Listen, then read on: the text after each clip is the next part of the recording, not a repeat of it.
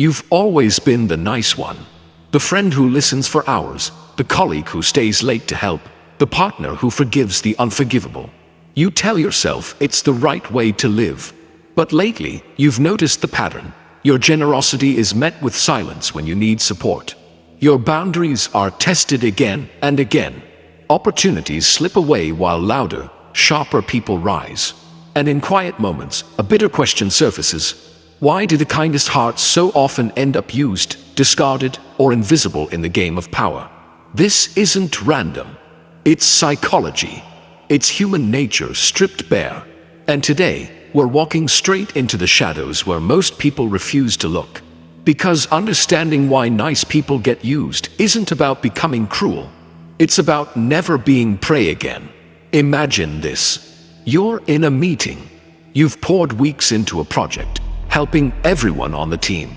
When promotions are announced, the colleague who delegated everything and took credit is the one moving up. You smile and congratulate them. Inside, something cracks. That crack is the first honest moment you've had in years. Welcome to the psychology of power.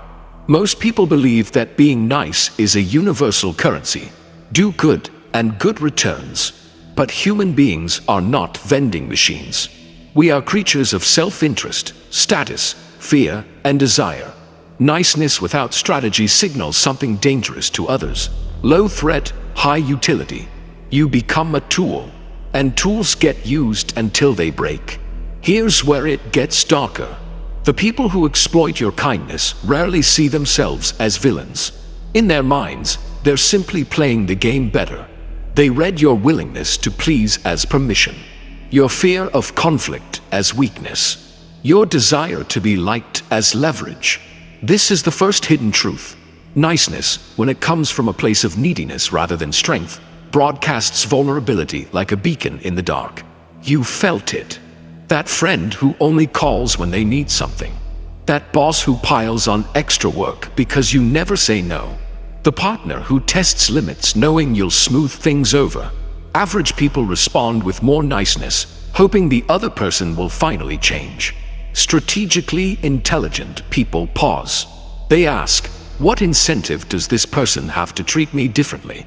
The difference is everything. Let's go deeper. Principle 1. Kindness without boundaries is self-betrayal disguised as virtue.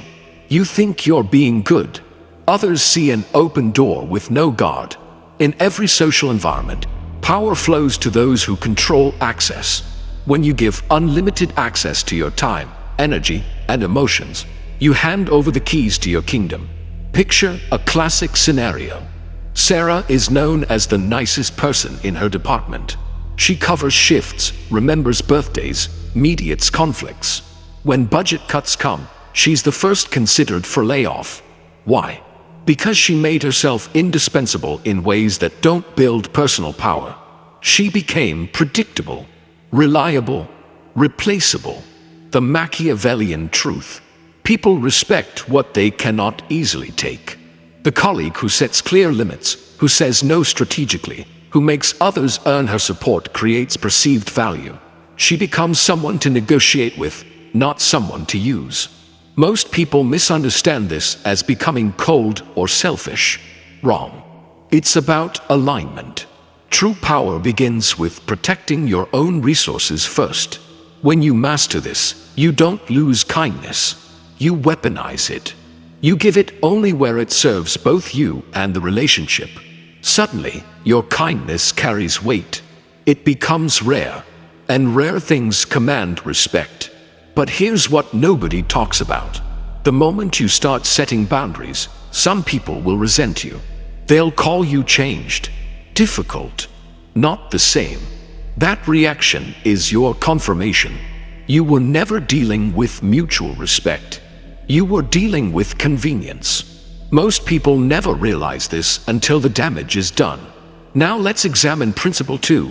Emotional reactivity is the predator's favorite scent. Nice people often wear their hearts on their sleeves. They get visibly hurt, defensive, or eager to repair. In the arena of power, this makes you easy to manipulate. Others can pull your strings with minimal effort. A cold shoulder, a guilt trip, a false promise. Contrast this with the self-mastered individual. They observe their emotions like a general studies the battlefield. They feel the sting of betrayal, but they don't flinch publicly. They don't rush to explain themselves. They don't chase closure from people who don't value them. This calm creates uncertainty in others. And uncertainty is power. Think about a romantic relationship where one person is always accommodating. The other tests boundaries casually at first, then more boldly. Arguments end with the nice person apologizing, even when they weren't wrong. Over time, respect erodes. Desire fades. The dynamic becomes parent and child rather than equals. The nice person thinks love requires endless patience. The strategically intelligent person knows love without respect is just attachment. Sun Tzu would recognize this. Know yourself, and you need not fear the result of 100 battles. When you control your reactions, you control the frame. People can no longer use your emotions as weapons against you. The psychological advantage is massive. You become harder to predict, harder to guilt, harder to break.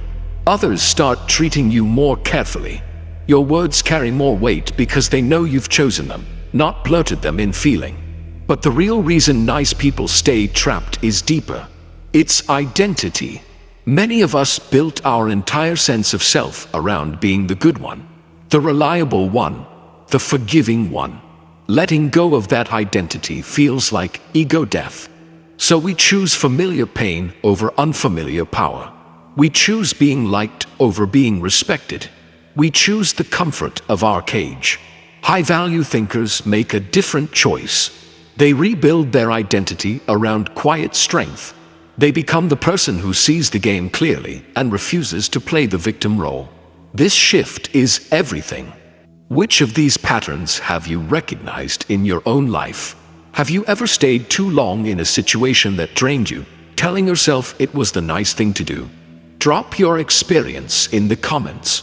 You're not alone, and seeing it written out is the first step out. Now, Principle 3. People don't value what they don't earn. This is one of the cruelest truths in human psychology. Your free help, your unconditional support, your endless understanding. These things often breed entitlement rather than gratitude. Watch what happens when someone receives something too easily. They devalue it.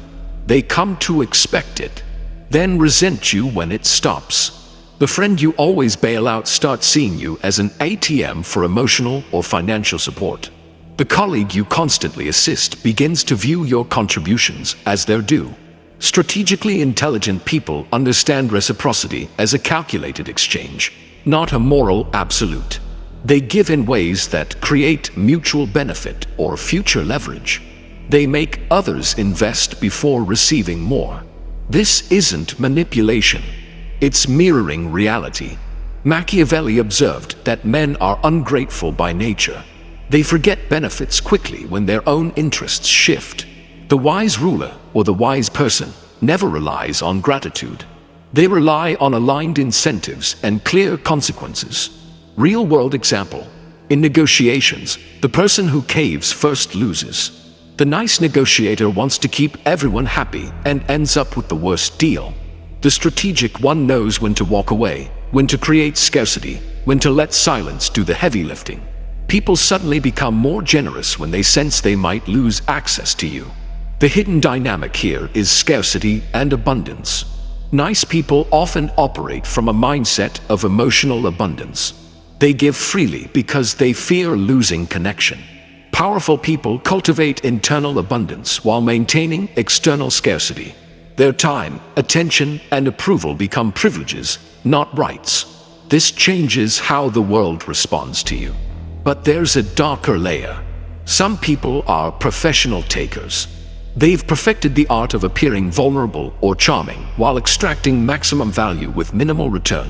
They spot nice people the way wolves spot sheep separated from the herd. Your empathy becomes their weapon. Awareness is your shield. Learn to recognize the pattern, relationships that feel one-sided over time, conversations that always circle back to their needs, promises that evaporate when it's your turn to receive. Once you see it, you can't unsee it. Principle 4. Appearances shape reality more than most admit. The world doesn't reward your private intentions. It rewards what it perceives. If you appear soft, conflict avoidant, or overly eager to please, that becomes your brand. And brands are hard to change. This is why Machiavelli emphasized the importance of seeming. A ruler must seem merciful, faithful, humane, but must be ready to act otherwise when necessary. The modern equivalent is simple. Your reputation is a form of currency. Nice people often build reputations as pushovers. Strategic people build reputations as calm, competent, and selective. Consider the quiet colleague who speaks less but whose words land with impact. People listen when he talks. Contrast with the always helpful person whose input is taken for granted. One commands respect. The other receives requests. You can be kind without broadcasting weakness. You can be generous without broadcasting desperation. The difference lies in framing and timing. Give from a position of strength. Speak with measured calm. Let your boundaries be felt without explanation. This principle hits hard because it forces you to confront how much of your behavior is performance for others rather than expression of self. The self-mastered individual performs strategically, yes, but never at the cost of inner integrity. The advantage compounds. When people perceive you as someone with options, standards, and self-respect, they treat you accordingly. They compete for your attention instead of taking it. Here's where it gets dangerous for those who ignore this. The longer you live as the nice person without power, the more your self-image erodes. You start resenting the world. You start resenting yourself. Resentment is slow poison. It clouds judgment and makes you even easier to manipulate. Break the cycle now. Principle 5. True power flows from self-knowledge and emotional independence. Nice people often outsource their worth to how others treat them. They need validation, harmony, approval. This dependency is the root of most exploitation. The psychologically intelligent person builds an inner fortress. They know their values. They know their worth. They don't collapse when someone disapproves. This independence is magnetic. It attracts better relationships and repels takers. Think of the difference between someone who stays in a toxic friendship because they've known each other forever, versus the person who calmly distances themselves when values no longer align. One is ruled by history and guilt. The other is ruled by self-respect. Marcus Aurelius reminded himself daily to focus on what is in his control. Your reactions, your standards, your effort, not other people's behavior. When you internalize this, rejection loses its sting. Betrayal becomes information. Loss becomes redirection. This emotional independence allows you to practice strategic kindness without self-destruction. You help because you choose to, not because you need to be needed. Huge difference. Most people never reach this level. They stay emotionally entangled, wondering why life feels heavy. You don't have to. Principle 6. Understand incentives, and you understand everything. Behind every smile, every favor, every relationship, there are incentives. Nice people assume positive intent. Strategic people look at incentives first. Why does that colleague suddenly become friendly when they need a recommendation? Why does that friend disappear when you're struggling but reappear when you succeed? Why does the partner become affectionate right before asking for something? These aren't mysteries. They're predictable human behavior. When you learn to read incentives, you stop taking things personally. You respond with clarity instead of emotion. Real example, in professional networks, people cluster around those who can provide status, resources, or opportunities. Your genuine niceness may get you liked, but it won't get you powerful allies unless you also bring value and enforce standards. The Machiavellian lens sees alliances as mutual benefit, not lifelong loyalty. Loyalty must be continually earned through aligned interests. This frees you from naive disappointment. When you master incentives, you can influence situations without force. You create environments where others want to treat you well because it serves them. This is elegant power. But let's address the ethical shadow that some fear. This knowledge is for self-protection, awareness, and personal mastery, not for harming or manipulating innocent people. The goal is to move through the world with eyes open, not to close your heart. Principle 7. Controlled generosity beats blind generosity every time. The difference is precision. Blind generosity scatters energy everywhere. Controlled generosity invests where it returns strength, loyalty, or growth. You choose where to invest your kindness. You choose when to withdraw it. This creates a life of meaningful connections rather than exhausting obligations. High-value thinkers give in ways that elevate both parties. They mentor those who show potential. They support friends who reciprocate respect.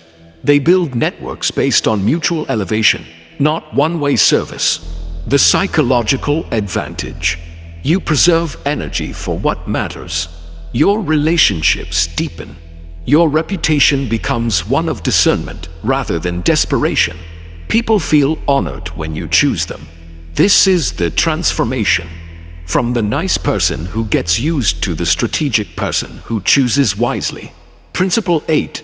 Silence and patience are weapons most nice people never wield. In conflict or negotiation, the urge to fill space, to explain, to smooth over, is strong. Resist it.